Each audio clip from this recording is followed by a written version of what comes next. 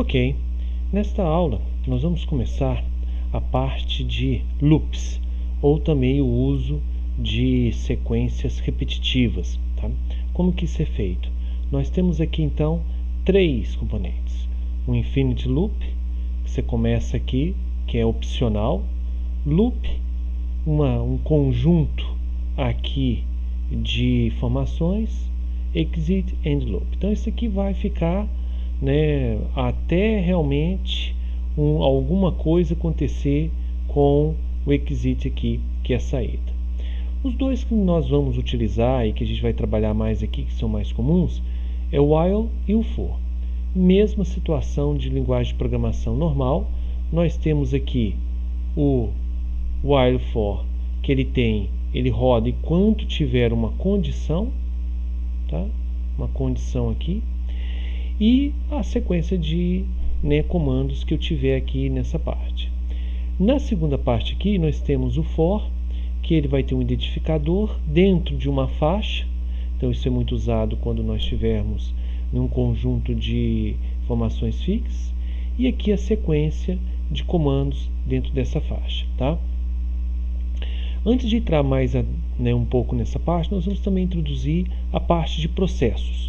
Essa parte de processos ela é interessante, em uma das aplicações que nós vamos ver vai ser a questão de flip-flop, ok? Então nós temos aqui uma parte de processos combinatoriais, eles são acessíveis a todas as entradas. Então, exemplo, eu posso estar começando com o processo A, B, C aqui, ele é acessível a isso, e isso vai me dar o quê? Como se eu tivesse aqui uma espécie de multiplexador. Um processo sequencial é quando ele é acessível ao clock e a outras entradas de sinais. Então, aqui nesse caso, é uma típica situação de um processo que ocorre quando eu tenho mudanças aqui na minha entrada, tá? Então agora, olha, esse DFF aqui é um flip-flop tipo D, então D flip-flop, sobre borda de subida, tá? Então aqui o comandozinho dele, nós temos aqui a parte inicial, biblioteca, então a entidade, o nome da minha entidade, DFFB, a porta ela vai ter uma entrada D, uma outra entrada clock e a saída aqui. E eu terminei aqui a minha entrada. Então, a minha entidade está até nessa parte aqui. Depois eu tenho a minha arquitetura. Diferentemente do que nós já tivemos, nós temos depois do begin, a gente tem o process e end process, tá?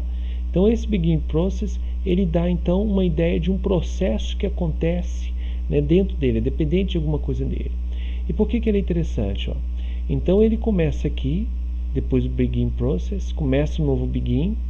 Então essa função aqui, rise edge, ela especifica verdadeiro quando o sinal clock, ou qualquer coisa que estiver aqui dentro dele, for de 0 até 1. Não vale se é tree state ou independente do valor como x. Então aí não vale para 1, é somente como 0 para 1. Quando isso acontecer, o que vai acontecer? A entrada D passa para a saída. E é exatamente o que a gente tem de necessário no flip-flop tipo D. Tá?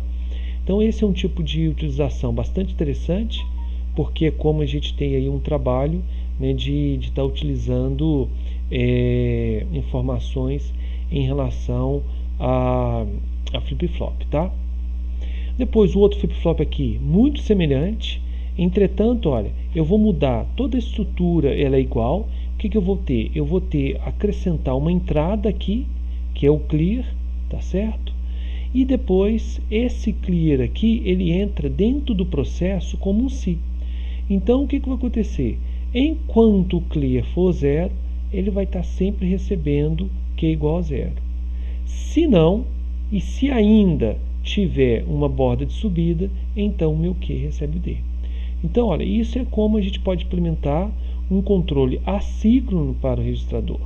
Então, dentro dessa entrada aqui, o if then, está fora disso, então para checar o que acontece dentro. Então, desse modo, quando o clear é igual a 1, isso não depende do clock. Tá? Então, aqui o clear é igual a 0, aí ele vai estar sempre Q igual a 0, e isso daí é a função interessante aí desse processo, tá? Então, na atividade 8, a ideia é que vocês possam fazer aí o flip-flop tipo D, que é algo assim bem interessante, né? Bem simples, mas bem interessante, não é necessário relatório, apenas aí fazer um código HDL com a parte de aplicação, tá certo?